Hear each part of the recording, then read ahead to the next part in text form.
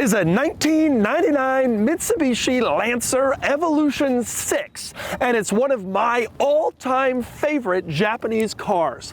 I grew up playing with this car in video games, and there are a lot of reasons why I love it, and why you should too. And today, I'm going to review this Evo VI and explain why it's so great, and I'll show you all of its quirks and features. Before I get started, big news, this Evo VI is currently for sale and it's being auctioned live on Cars and Bids. This is a special one, an Evo VI with relatively few modifications, pretty low mileage, and this amazing color, Rems Blue. This is the Evo VI that I always dreamed about, and it can be yours on Cars and Bids. So, once you finish watching this video, click the link in the description below to visit the live auction for this Evo VI, where you can bid on it and buy it only on Cars and Bids. All right, time for the quirks and features of the Evo VI. But first, let's do a little history lesson and let's go back to the beginning. The Carl Benz patent motor wagon. No, I'm kidding. The beginning of the Evo. So the Evo first came out in 1991 as the Mitsubishi Lancer Evolution. It was essentially a road-going version of the Lancer rally car that Mitsubishi was racing with. And even from the very beginning, the formula was pretty well defined. The cars had a turbocharged 4G63 four-cylinder engine, they had all-wheel drive, they had a manual transmission, and it was kind of an upgraded version of the entry-level Mitsubishi model, which in Japan and other markets was called the Lancer. Here in the States, we knew it as the Mitsubishi Mirage. But regardless, they took that car and they improved it to create the Evolution. And after that original Evo, now called the Evo I, every year or two they would come out with a new Evolution. So there was the Evo II, the Evo III, etc., and that continued every couple of years. And each time the car would get a little more aggressive styling, maybe a little better suspension or braking, little improvements here or there, and a little extra power with each successive car, and that was all the different evolutions of the Lancer. Now, by 1999, Mitsubishi was on to this car, the Evo VI. This is a 99 Evo VI, and by the Evo VI, power had gotten up to about 276 horsepower and 275 pound-feet of torque. Although the horsepower number is a bit suspect. In the 1990s in Japan, there had been a gentleman's agreement that cars wouldn't get into this crazy horsepower war, which could get dangerous, and so all the manufacturers kind of agreed that they would rate their cars at 276 horsepower regardless of the actual number. Some cars made a lot more than that, but it was always stated at 276. So we can't be sure of the exact power rating of this car, but it probably was in that ballpark given kind of performance numbers. This particular Evo VI is a pretty impressive one, mostly because it's largely stock. You can see under the hood there are some upgrades. If you know what you're looking for, you can spot them, but there aren't that many upgrades, which is unusual. This car is now 30 years old. It gave tuners a long runway, a lot of time in order to make upgrades. This car had a big tuning culture and a lot of aftermarket support, and this one has been surprisingly left alone relatively well, and that's especially true on the outside, where this car is almost completely stock, which is really unusual. I especially love the color of this car. It was Rems Blue, or as they would say in France, Blue. It was supposed to be named after a city in France. I guess the sky there is this color blue, and I've always associated this color with the Evo VI. I think it looks absolutely magic on this car. It is so cool. And this Evo VI has all of the famous Evo VI touches. Up front, that meant you had these giant fog lights positioned at the very edge of the front bumper, which was a very distinctive Evo VI feature. You also had the front license plate moved off to the side, not directly centered, in order to allow air to pass through the intercooler, which was obviously right in the middle. The license plate had to be moved off to the side. It was a functional change, always kind of a cool Evo VI detail. In the back, you had probably the most distinctive Evo VI feature, which was its giant giant rear spoiler. You can see absolutely massive back there, and it's adjustable. If you look closely on the side, you can see there are a couple of different angles of attack where you can adjust the wing to fit in order to maximize aerodynamics for your specific driving purpose, assuming you can tell the difference. Maybe when you're flat out on the racetrack. A couple other things worth pointing out in the back. I always love the rear wiper, which is very unusual in a sedan. In the States, sedans have never gotten rear wipers. I'm not sure there ever was one, but in Japan, this was actually pretty common in this era. A lot of Japanese cars, sedans, had rear wipers, and this car is one of them. It was especially true of kind of the luxury and the performance cars, and this Evo VI was one of those. Another thing I have always loved about the rear of the Evo VI is the brake lights are lifted straight out of the Mitsubishi Lancer, also known as the Mitsubishi Mirage here in the States. And I remember as a kid, you heard about this car in Gran Turismo, and you'd see a Mirage on the street, and you would say, those taillights, they're the same ones. And indeed, that's what this car was all about. They took the entry-level Lancer Mirage, and they made it cool. They gave it power. They gave it all-wheel drive. This was the car that went racing, and this was the road version of it, but there were still those ties to the Mirage, like the taillights. But with all these exterior upgrades that I've mentioned, no one would ever confuse the cars. And even if you don't see the front end design or the giant rear wing, you also had a big rear wheel arch. This was relatively big for its era, and flared rocker panels. Every part of this car was upgraded to look cooler and be cooler than a regular entry-level Lancer. And it became especially obvious that this was a hopped-up Lancer when you climbed inside, where just like outside, you had basically a Lancer interior with a few key upgrades to distinguish it. The most important and most obvious upgrade was the seats. You can see this car has these very thickly bolstered Recaro seats with this sort of blue dot mesh pattern and Alcantara in the center to keep you from sliding around on the track. These would have been very aggressive seats for the late 90s, especially in a sedan. A lot of performance cars, purpose-built sports cars, didn't have seats like this, but the Evo did. You also got an upgraded steering wheel over the Lancer. You have this cool 3-spoke Momo wheel with blue stitching, and it's a little thicker, and it just looks a little cooler than what you get in the standard car. And another big upgrade is this little switch in the center, which doesn't look like much, but it's one of the Evo's characteristic touches. This was the intercooler spray. You would press this little switch, and it would spray water on the intercooler in order to provide extra cooling for the hot days on the racetrack, your favorite canyon roads, making sure the engine stayed cool a little bit more, giving you an extra advantage over cars without an intercooler spray. The regular Lancer didn't have that, and it also didn't have the blue gauges, as you can see.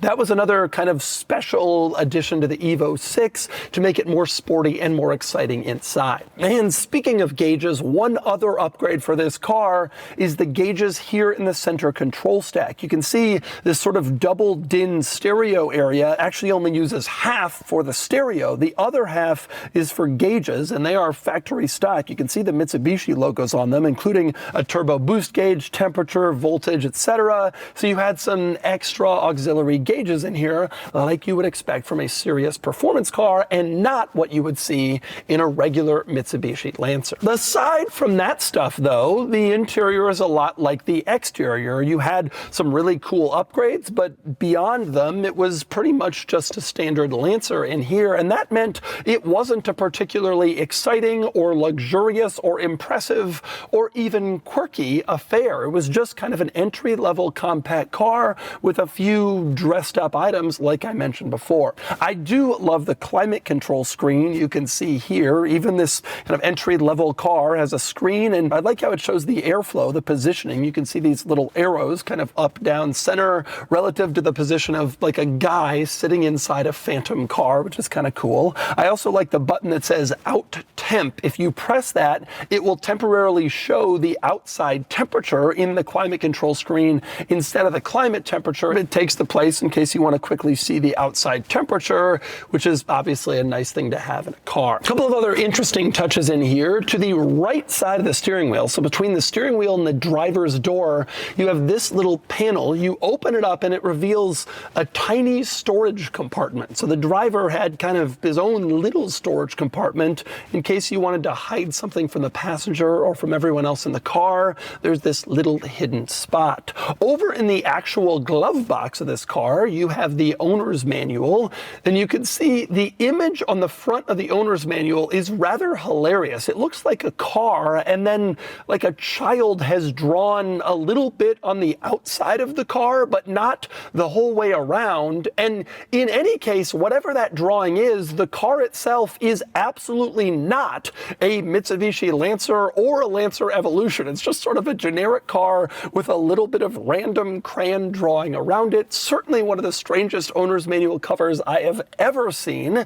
Unfortunately, I can't speak to the strangeness of the owner's manual itself since it's all in Japanese. Anyway, beside that stuff, again, it's relatively basic in here, but it is worth pointing out that that was kind of the purpose of the car. Just like American muscle cars were all about the engine, and a lot of times they left the interior a little bit not so nice, that was what these cars were about too. You bought one of these, you were getting upgraded suspension, upgraded brakes, this great powertrain, all-wheel drive, but they wanted to keep costs down. They didn't want to make a total crazy expensive luxury car. It was all about performance. Now, amazingly, this is actually the nice version of the Evo VI, which was offered in two different models. There was the Evo VI RS and then the Evo VI GSR. The RS was kind of the stripped down lightweight version. The GSR was the nicer one. So the RS had optional air conditioning, optional power windows. It didn't have anti-lock brakes. It was a minimal interior with minimal sound deadening in order to keep the weight as low as possible. That's the one you got if you really wanted to go racing and get the fastest possible car. As you can imagine, most people chose to get the GSR because it was far more livable. The RS is cool and it's rarer and it's prized today, but the GSR was a lot more common in period for obvious reasons. Now, it's worth pointing out that even with all of the GSR's luxury accoutrement compared to the RS, it only weighed in at around 2,900 pounds. So it was still a relatively light, relatively tossable car. It was still a pretty basic and simple vehicle, even if it was nicer and more luxurious than the stripped down Evo RS. And then there's the back seat, which is frankly just tiny. That's no surprise though, because again, the Lancer Evo was based on the Lancer, which was their compact car. It was intended to be relatively practical compared to a purpose-built two-seater sports car, but it was never intended to be a family practical car. Interestingly, there was a high-performance version of Mitsubishi's midsize sedan in this era, the Galant VR4, but it never quite caught on as much. Obviously, getting a little bigger car meant compromising some dynamics, and this car was always considered to be the king of relative practicality. With 4 doors and 5 seats, even if it wasn't huge, you got that back in terms of better handling compared to a larger car. Now, the rear seats do have a couple items worth mentioning. For one, you get the same blue dot mesh pattern in back that you got up front. Obviously, you lose the Recaros and the tight grippy bolsters, but you do still get a little bit of the coolness from the front. Other than that, you had an ashtray back here, as you can see on the back of the center console, and you had a rear center armrest. That was pretty much it. There wasn't a lot of fun to be had in the back seat of the Evo. The rear seats were just here to add some practicality, which they do. And finally, we move on to the trunk of the Evo, the cargo area. Open it up with the key back here, and you can see it's just a trunk. There's really nothing too special about it. Decent size considering it's a relatively small car, but not a particularly exciting or interesting trunk in any way. One notable item worth pointing out, it looks like in the back of the trunk, there should be a spot where the seats fold so you can put larger items through, but in this car, the back seats don't actually fold down. Even if they did, you can see there are strut braces in the trunk designed to improve chassis rigidity and handling. They would block your items from going through there anyway, so maybe that's why they decided to make the rear seats fixed in place. So regardless, this cargo area is all you get. You can't fold down the seats for more. Either way, that's the trunk. Now, in case you're wondering what happened after the Evo VI, well, there was the Evo VII. And by then, demand in the United States had started to grow for the Evo. We'd been playing with these cars in Gran Turismo and other video games, and we wanted a piece of the Evo. Subaru finally relented on their end and brought the Impreza WRX to the United States in 2002. And Mitsubishi followed suit the next year and brought us the Evo in the form of the Evo VIII, which was the very first Lancer Evolution that was ever sold in the United States, the Evo VIII. Eventually, Mitsubishi continued to make Evos. There was the Evo IX and then the Evo X, and that's where things fell apart a little bit. The Evo X was mostly a bit of a softer car. They offered an automatic. They didn't do all the future Evo versions, and sales kind of slowed down, dried out, and it was eventually canceled. But there was a period where this thing was among the kings of the road in Japan and elsewhere, one of the coolest cars you could buy, the road-going version of a famous rally car. And to me, the Evo VI was the coolest one of all, the most special version. And let's see if that holds true behind the wheel. I've never driven an Evo VI. I've always idolized them. I can't wait to get behind the wheel. Let's find out. All right, driving the Evo VI, my favorite Evo. I have loved this car since the Gran Turismo days. When I was a kid, a little boy, I convinced my parents to spend like $100 on an auto art model of this car, which was a huge amount of money for us. I never got anything like that, but I had it by my bed for years. I think this is the coolest Evo. I'm so excited to get behind the wheel. My dream has always been to buy an Evo VI left-hand drive because I'm not the biggest fan of driving right-hand drive. But aside from the right-hand, left-hand thing, the driving experience of this car is masterful. If you're a guy who likes the old Evos like I do, there was something special about the 6 and the 7 and the 8 and the 9, but the 6, I think, was this kind of perfect combination of sort of this old school hardcore JDM look combined with sort of modern day performance like you get from the newer cars. It was this wonderful overlap of the old and the new that to me really only happened in this generation and maybe the 7. So to start off, from a drivability perspective, aside from the right-hand drive, left-hand drive thing, this is a very drivable car. And that was always one of the cool things about the Evos and the STIs from this era. You know, they were based on normal cars. And so even though they had these upgrades to make them more fun, one of the benefits of these cars was they weren't incredibly compromised like true sports cars were. If you wanted a 300ZX twin turbo or something from this era, but you had kids or you needed one car to do it all or whatever, you know, you could get an Evo or an STI and have that. And this car drives like that. It drives smooth, it drives easy. It's not a particularly difficult car to spend time in and to drive. It's not particularly harsh. There's decent interior room, at least up front. It's a usable car. But more importantly, it is a fun car. There are two really great things about this Evo. Number one, it's fast. This one's been modified, but even stock, they're fast, and this one does not have that many mods. This car is quick. It is quick from a straight line. It is quick from the mid-range. It feels fast. It feels legit fast. It is a fast car. It has good mid-range performance, a very potent, eager engine. Everyone loves the 4G63. Well, most people love the 4G63. That's the powertrain in this car.